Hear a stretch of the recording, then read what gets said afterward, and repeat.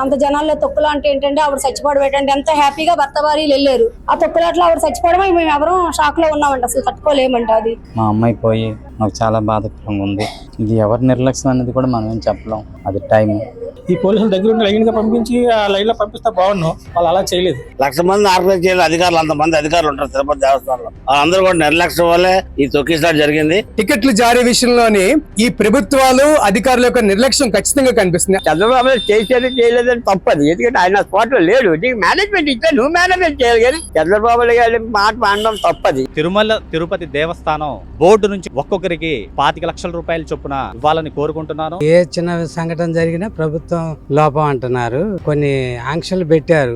ఆంక్షల ప్రకారం భక్తులు నడుచుకోవాలి, చూసుకునే బాధ్యత టీటీడీ వాళ్ళది. ఇప్పుడు టీటీడీ చైర్మన్ ని మార్చండి అంటున్నాడు.